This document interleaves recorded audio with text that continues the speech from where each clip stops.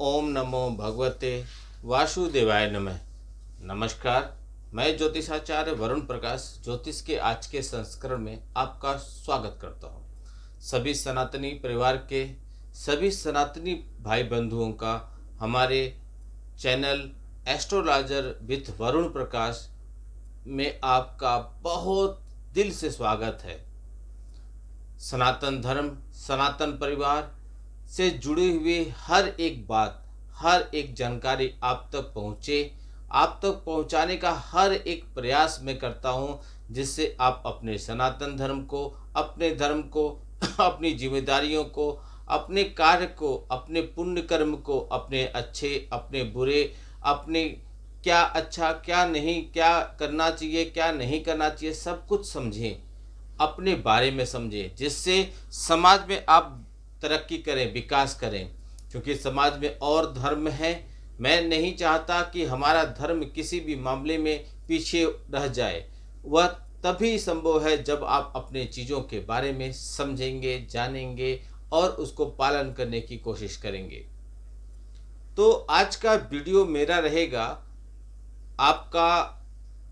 आपने सुना होगा, बहुत वीडियो आपने देख लिया होगा, मैं आपको बता रहा हूँ, बहुत वीडियो आपने देख लिया होगा चैनलों पे कि आप शनि की 7.5 चल रही है बहुत जगह। मैंने कुछ लिख के रखा था तो वो पेपर में ढूंढ रहा था। शनि देव ने गोचर किया है। वैसे 2025 में कुछ बड़े गोचर हुए होंगे जो बहुत समय के बाद गोचर होते हैं। जैसे शनि देव 2.5 साल के बाद गोचर करते हैं, उनका गोचर 2025 में होगा। बृहस्पति देव, राहु और केतु देव जो धीरे धीरे गोचर करते हैं, इन लोग के गोचर का 2025 पे बहुत ज़्यादा प्रभाव पड़ेगा।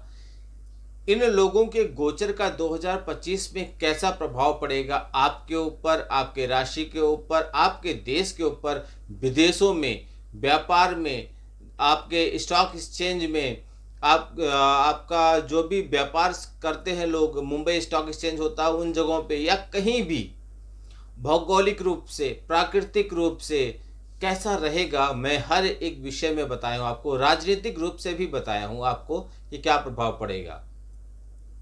2025 में चुनाव होने वाले हैं, इसका क्या प्रभाव पड़ सकता है, इसके बारे में भी मैंने बताया। अब एक बार चुनाव का डेट डिक्लेयर आ जाए, प्रत्याशियों का नाम आ जाए, उनकी कुंडली हमारे पास आ जाए, तो मैं सीटों के नंबर भी आपको बता दूंगा। तो आपका बहुत ज़्यादा समय न लेते हुए मैं आपको बताऊं, जब शनि देव गोचर किए एक राशि से दूसरे राशि पे, तो क्या प्रभाव पड़ेगा आपकी राशि पर, और मैं उस राशि का बहुत सारांश पे बताऊंगा। धन, नौकरी, व्यापार और पैसा, सबसे इंपॉर्टेंट चीज़ यही है, इसके बारे में बताऊंगा।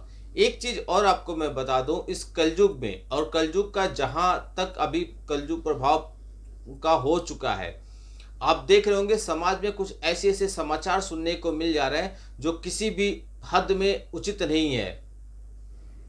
बहुत ऐसे अनैतिक कृत्य समाज में हो रहे हैं जिसे समाज स्वीकार नहीं कर सकता। पत्नियां अपने पति की हत्या कर दे रही हैं।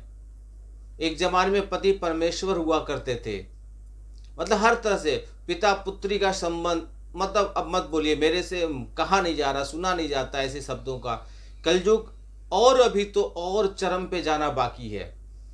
तो इसमें इस समय जो प्रभाव चल रहा है, इसमें शनि और राहु और केतु, 3 ग्रह को यदि आपने अपने फेवर में कर लिया, उनको प्रसन्न कर लिया, तो समझिए इस कलयुग में आपका बेड़ा पार है। आप अथाह धन दौलत के स्वामी होंगे, सुख सुविधाओं के स्वामी होंगे। तो इसी से संबंधित शनि देव के गोचर के बारे में आपको मैं बताऊंगा। शनि देव के बारे में सभी लोग जानते हैं। शनि देव के नाम पर तो 90% डर का साम्राज्य चलता है, लोग डराते हैं। 7.5 आ गई आपके ऊपर, अब तो आप डूब जाएंगे, मर जाएंगे, कट जाएंगे, पिट जाएंगे, बर्बाद हो जाएंगे, बिक जाएंगे, सब निकल जाएगा आपके यहाँ से। लेकिन ऐसा नहीं है। शनिदेव न्यायाधीश है, न्याय करते हैं। यदि आपने अपराध किया है तो दंड मिलेगा, नहीं किया तो किस बात का डरना। शनिदेव न्यायाधीश के साथ दंड नायक भी हैं। लंबे समय से वह अपनी कुंभ राशि में विराजमान थे, कुंभ राशि के स्वामी थे और कुंभ राशि में ही विराजमान थे। लगभग 2.5 वर्ष कुंभ राशि में विराजमान थे। मेरे घर के स्वामी मेरे पिता हैं।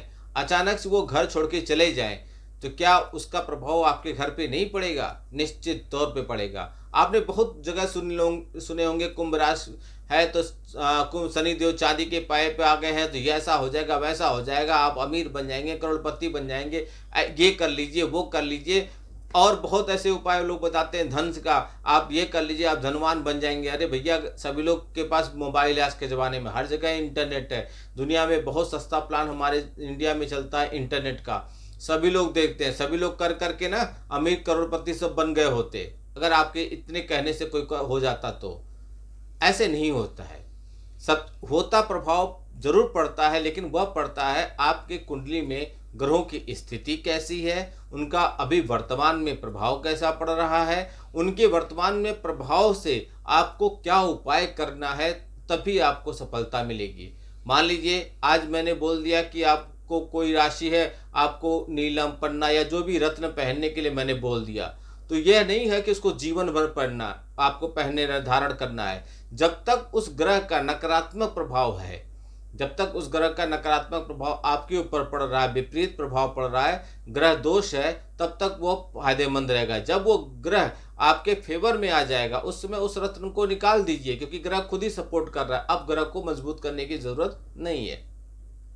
इसलिए आप लोग कुंडली का विश्लेषण अवश्य कराइए अपने। आपकी कुंडली आपकी जीवन रेखा है, आपका आधार कार्ड है, उसमें सब कुछ आपके बारे में लिखा है। आप क्या कर पाएंगे जीवन में, आपको क्या मिलना क्या मिलना चाहिए, कब क्या मिलेगा, सब कुछ लिखा हुआ है। अब उसको समझ लिए, यानी कि आप अपने जीवन को पूरा पढ़ लिए। तो जीवन को जिसने पढ़ लिया वो गलतियों करेगा नहीं, गलतियों से सीखेगा, क्या समस्याएं आने वाली उसके बारे में अलर्ट रहेगा, उपाय किए रहेगा, कुछ बाधा ही नहीं आएगी, आराम से जीवन उसका सुखमय तरीके से कट जाएगा। कुछ विशेष प्रयोजन, जैसे आपको विशेष तौर पे कोई लग्जरी गाड़ी चाहिए, लग्जरी घर चाहिए, कोई विशेष, कोई आपका पैसा ले लिया फंस गया, कोई विशेष तौर पे कुछ विशेष प्रयोजन है, तो उसके लिए आपके कुंडली को देखकर आपके लिए विशेष प्रयोजन किया जाता है, जिससे आपको वह चीजें प्राप्त हो जाती हैं। असंभव नाम की कोई चीज नहीं होती है, बशर्ते कर्म आपको करना है। तो लंबे समय से शनिदेव कुंभ राशि में विराजमान थे, जहां के वो स्वामी हैं, वहां से अब वो निकलकर बृहस्पति के, शनि कुंभ राशि में थे जहां के स्वामी शनिदेव थे, अब कुंभ राशि के स्वामी निकलकर मीन राशि में गए हैं, जिसके स्वामी बृहस्पति हैं, यानी कि बृहस्पति के अधिपत्य वाली मीन राशि में प्रवेश कर चुके हैं। 29 मार्च को शनिदेव मीन राशि में प्रवेश कर चुके हैं। अब मैं आपको भी एक चार्ट पर या एक बोर्ड पर चार्ट बनाकर वैसे भी समझा सकता हूं, आप वहां भी समझ सकते हैं, लेकिन आपको वहां से समझने पे ज़्यादा ठीक है, वहां से भी समझ में आएगा, लेकिन यदि आप ध्यान से सुनेंगे, पूरी बातें सुनेंगे, तो मुझे वो बोर्ड की ज़रूरत नहीं पड़ेगी। डिजिटल बोर्ड हमारे पास नहीं है, हमारे पास इतनी इनकम नहीं है, क्योंकि हम आपसे जो भी फीस लेते हैं उसका 50% तो हम तो सेवा में लगा देते हैं, गौ सेवा, वृद्धा आश्रम, अनाथालय, पशु सेवा में लगाते हैं, जहां से आपको लाभ मिल जाए। इसलिए हम इतने धनवान या इतने पैसे वाले नहीं हैं कि हम अब डिजिटल बोर्ड खरीद लें, लेकिन हमारे पास मार्कर वाले बोर्ड है जिससे मैं समझा सकता हूं। लेकिन मुझे लगता है कि यदि आप ध्यान से इसको सुनेंगे तो ही भी आप सब कुछ समझ जाएंगे। तो 29 मार्च को शनिदेव का गोचर 30 साल के बाद मीन राशि पर हुआ है। 30 साल के बाद क्यों? जब शनिदेव एक राशि से निकल के फिर दोबारा उसी राशि में आने में 30 वर्ष लगा देते हैं, 2.5 वर्ष वो सभी एक राशियों पर रहते हैं, क्रम से वो आगे चलते रहते हैं। तो कुंभ राशि से निकल के मीन राशि पे चले गए, अब कुंभ राशि में वह शनिदेव 30 साल के बाद आएंगे। तो इस लंबी अवधि तक मीन राशि पे जब शनिदेव रहेंगे, लगभग 2.5 वर्ष तक रहेंगे, तो उसका प्रभाव हर जीवधारियों पर पड़ेगा। मैंने इसके बारे में एक विस्तृत वीडियो बना के दिया है, आप देख लीजिए चैनल पे जाकर। इसीलिए मैं बोलता हूँ चैनल को सब्सक्राइब कर लीजिए, लाइक बटन दबा दीजिए, जिससे आपको हर वीडियो समय पे मिलता रहे। शनि के मीन राशि में गोचर करने से मेष राशि वालों को शनि की 7.5 की प्रथम चरण की शुरुआत हो गई, मीन राशि वालों में द्वितीय चरण की शुरुआत हो गई, और कुंभ राशि वालों को शनि की 7.5 की अंतिम चरण की शुरुआत हो गई है। जहां तक मीन राशि में ढैया या पनौती का प्रश्न है, मतलब और राशियों में किस पे ढैया चल रही है या किस पे पनौती चल रही है, तो अभी तक ढैया और पनौती चल रही थी वृश्चिक राशि और कर्क राशि पे, जो यह समाप्त हो गई है। अब धनु राशि पे और सिंह राशि पे शनि की ढैया शुरू हो गई है। यानी कि जब शनि देव एक राशि से दूसरी राशि पे गोचर करते हैं तो 5 राशियां प्रभावित होती हैं। शनि देव जिस राशि पे होते हैं उसके पीछे की राशि और उसके आगे की राशि साढ़े साथी के प्रभाव में रहती है, और 2 राशियां क्रम से शनि के ढैया के प्रभाव में रहती हैं। मीन राशि में 13 जुलाई 2025 को शनि देव वक्री हो जाएंगे, यानी कि एकदम उल्टी चाल चलेंगे। तो इस अवस्था में 28 नवंबर 2025 तक वक्री रहेंगे और उसी दिन 28 नवंबर को मार्गी हो जाएंगे। ये मैं 25 की बता रहा हूँ, तो आगे भी मैं बताऊंगा 2.5 वर्षों में कैसा होगा, आगे समय पे आपको वीडियो मिलता रहेगा। मीन राशि में शनि महाराज के होने से देवगुरु बृहस्पति के ज्ञान की राशि में जब शनि गोचर करेंगे तो विभिन्न अवस्थाओं से गुजरेंगे, कई गोचर होंगे। जैसे वह गुजरेंगे बृहस्पति के नक्षत्र से पूर्वा भाद्रपद नक्षत्र से, फिर अपने नक्षत्र में जाएंगे उत्तरा भाद्रपद नक्षत्र में, फिर बुध के नक्षत्र में जाएंगे रेवती नक्षत्र, यानी कि कई नक्षत्रों से होकर गुजरेंगे। तो जब शनिदेव मीन राशि में प्रवेश करके 3 जून 2027 तक वहीं पर रहेंगे तो क्या प्रभाव पड़ेगा आपकी राशि पर, इसका मैं आपको बताऊंगा सभी राशियों के बारे में। इसलिए मैं बोल रहा हूं वीडियो स्किप करके मत देखिएगा, पूरा देखिए। गुरु देव बृहस्पति 14 मई 2025 को इनका भी गोचर हो रहा है। आपको मैं बताया था कि शनि गोचर तो 29 मार्च को हो गया, इसके बाद किसका गोचर होगा। आपको पहले बताया था कि इस समय शनि राहु केतु को यदि आपने अपने पक्ष में कर लिया तो समझ लिया आपका जीवन तर गया। लेकिन इस वर्ष में एक और बड़ा गोचर होगा गुरु का, देवगुरु बृहस्पति का, जो 14 मई को मिथुन राशि में प्रवेश करेंगे। उसके बाद होगा राहु और केतु का, मई में ही होगा, 18 मई को वो राशि परिवर्तन करेंगे।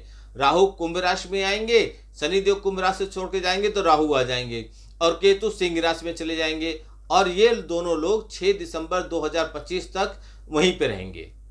गुरु, राहु और केतु हर राशि पर प्रभाव का जो वीडियो है इसका भी मैंने आपको बताया, शनि का प्रभाव का और गुरु, राहु और केतु का प्रभाव का भी वीडियो मेरे चैनल पे आ चुका है, आप जाके वहां देख सकते हैं। तो अब आप यहां से समझिए कि आपकी राशि पर क्या प्रभाव पड़ेगा शनिदेव के गोचर का।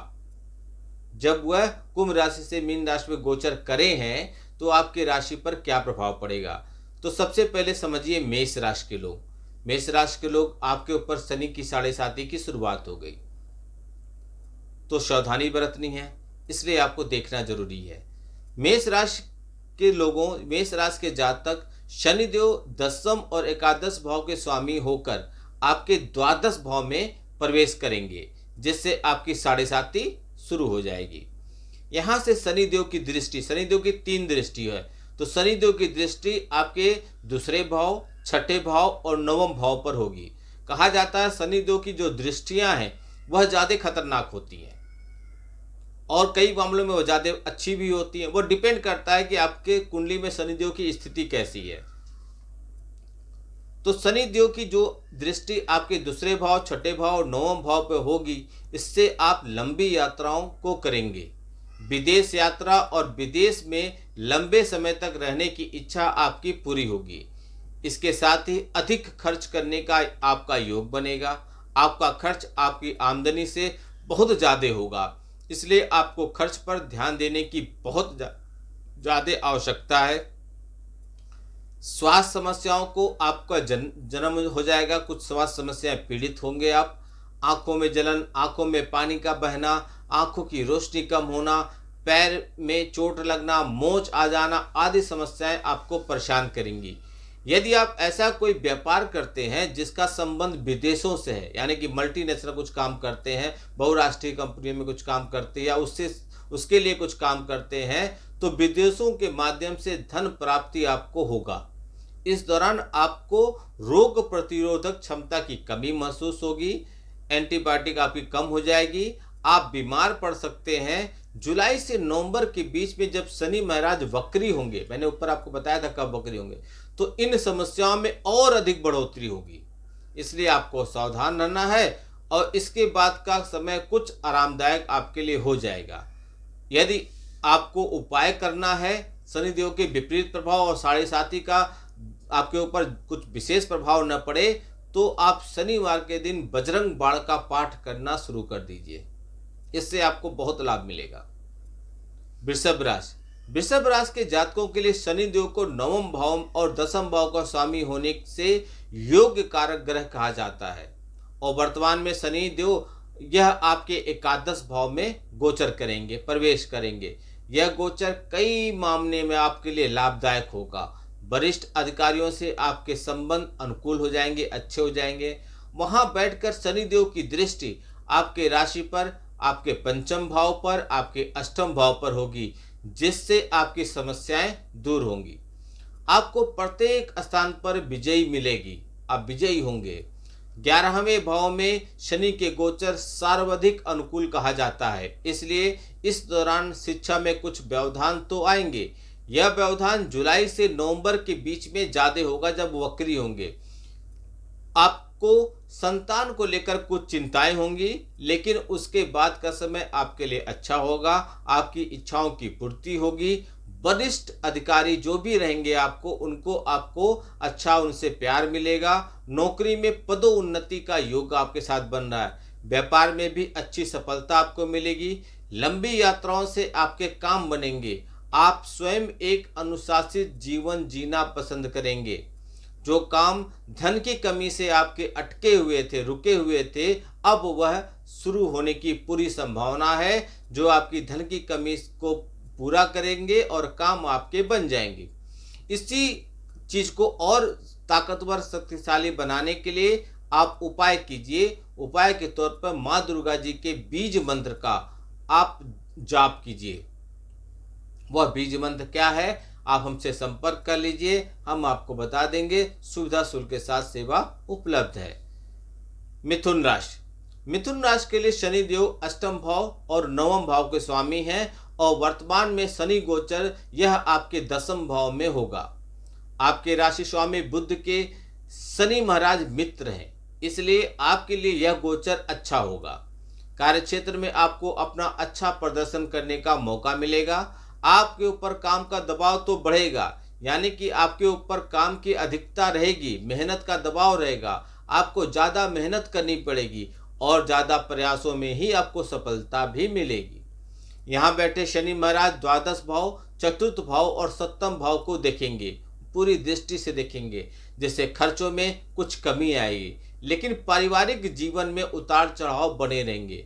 आपको जुलाई से नवंबर के बीच परिवार के बुजुर्ग सदस्यों, विशेषकर अपने माता पिता के स्वास्थ्य का ध्यान रखना होगा, क्योंकि इस दौरान वे बीमार पड़ सकते हैं। आपको अपने जीवन साथी से भी अच्छे संबंध बनाए रखने पर ध्यान देना होगा। और यदि आप कोई व्यापार करते हैं तो व्यापार के लिए नीति नियमों के अनुसार चलना आपके लिए लाभकारी होगा, यानी कि बहक मत जाइएगा। यह गोचर आपकी इच्छाओं की पूर्ति करने के लिए बहुत शुभ है। भाग्य की कृपा से आपके सभी काम सफल होंगे, जैसे आपको जीवन में सफलता मिलेगा। यह गोचर आपके कैरियर में अस्थायित्व लेकर आएगा, यानी कि आपका कैरियर अब स्टेबल हो जाएगा। आप और मजबूत करिए शनि भगवान को। उपाय के तौर पर शनिवार के दिन जो दिव्यांग लोग हैं उनको भोजन कराइए। कर्क राशि।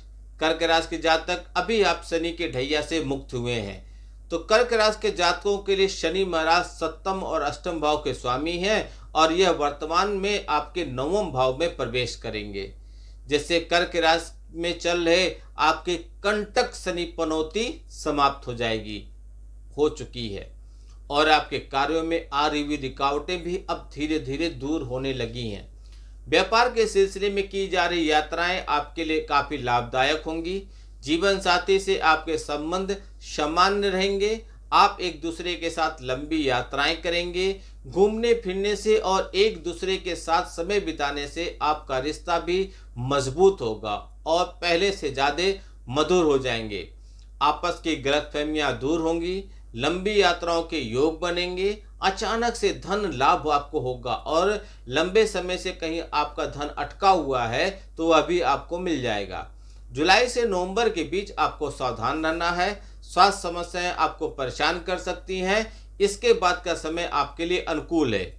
यहाँ बैठे शनिदेव एकादश भाव, तृतीय भाव और छठे भाव को देखेंगे, जिससे आपके विरोधी हार जाएंगे, परास्त हो जाएंगे।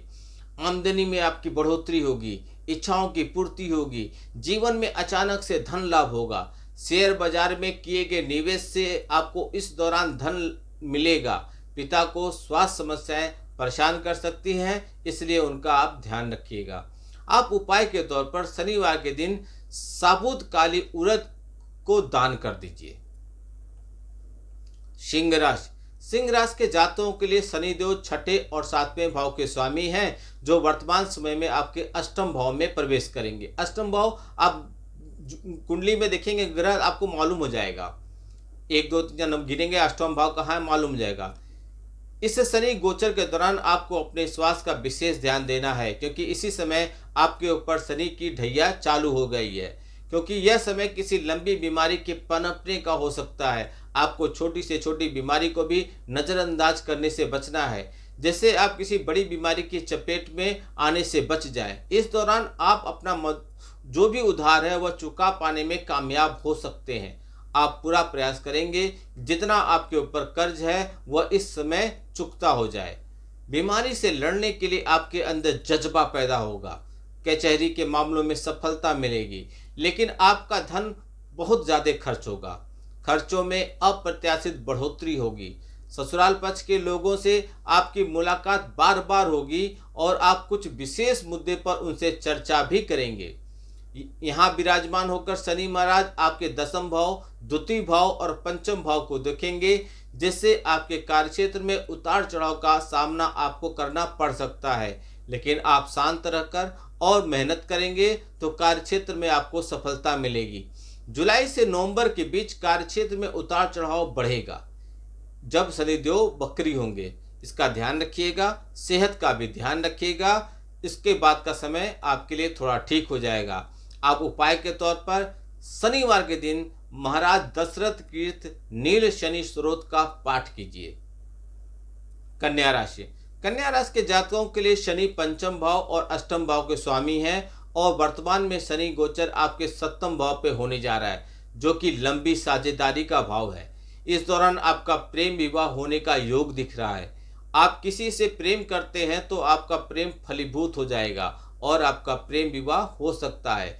इस दौरान आप शादी अथवा व्यापार के लिए अथवा किसी अन्य आवश्यक कार्य के लिए बैंक से लोन ले सकते हैं और उसमें आपको सफलता भी मिलेगी। इस दौरान व्यवसायिक साझेदार से आपके संबंध को सुधारने पर आपको ध्यान देना है। यहाँ से शनिदेव आपके नवम भाव, प्रथम भाव और चतुर्थ भाव को देखेंगे, जिससे लंबी यात्राओं का योग बन सकते हैं।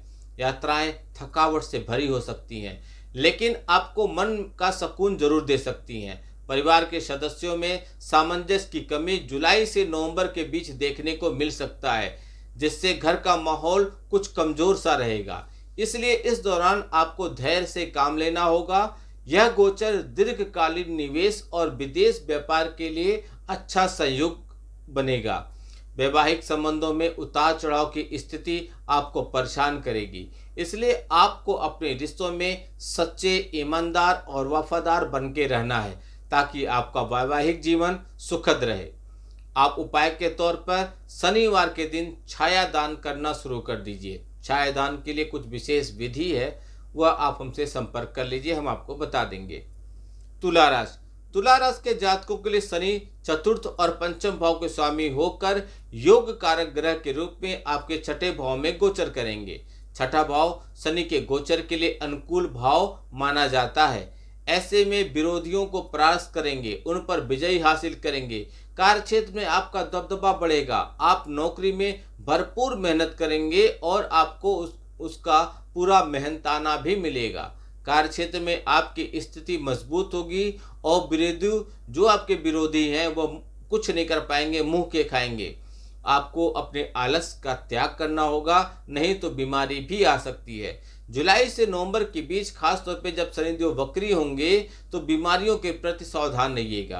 पारिवारिक मुद्दे, विशेषकर प्रॉपर्टी से संबंधित विवाद जड़ पकड़ सकता है, इसका ध्यान रखिएगा।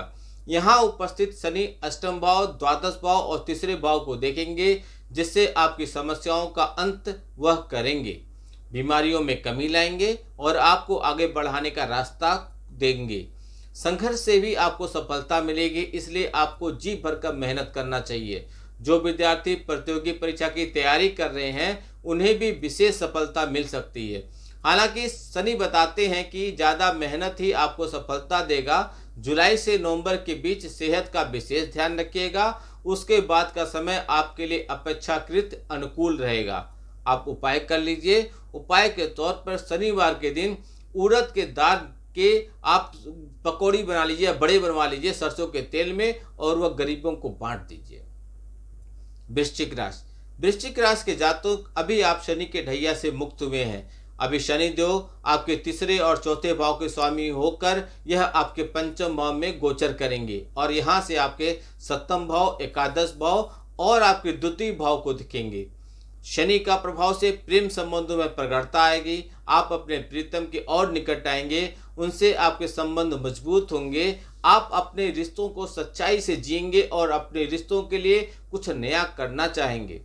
आप प्रयास करेंगे तो आपकी अपनी मनपसंद के व्यक्ति से विवाह भी हो सकता है। आप इस दौरान नौकरी बदलने में कामयाब हो सकते हैं, लेकिन भूल कर भी जुलाई से नवंबर के बीच नौकरी मत बदलिएगा, नहीं तो आपको उस नौकरी से हाथ धोना पड़ सकता है। इसके बाद या उसके पूर्व का समय आपके लिए अच्छा है। संतान को लेकर कुछ चिंताएं आपको रहेंगी, लेकिन आपकी संतान तरक्की करेगी। आपकी आमदनी में बढ़ोतरी हो सकता है। व्यापार करने वाले जो भी जातक हैं, आपको आमदनी में बढ़ोतरी के लिए कुछ नई निवेश की नीति अपनानी होगी। शेयर बाजार में निवेश करने से आपको लाभ मिलेगा। आप धन संचय करने की प्रवृत्ति के लिए जितना ज़्यादा प्रयास करेंगे, उतना ज़्यादा आपको सफलता मिलेगा। आप और मजबूत करने के लिए शनिवार के दिन 8 बार हनुमान चालीसा का पाठ करना शुरू कर दीजिए। धनु राशि। अब आपके ऊपर शनि की ढैया चल रही है, तो शनि देव धनु राशि के जातकों के लिए दूसरे और तीसरे भाव के स्वामी हैं और शनि देव इस समय आपके चतुर्थ भाव में गोचर करेंगे। यहाँ उपस्थित होकर शनि देव छठे भाव, दसम भाव और प्रथम भाव पर देखेंगे, पूरी दृष्टि डालेंगे। शनि महाराज के इस गोचर के प्रभाव से धनु राशि के जातकों की ढैया शुरू हो रही है।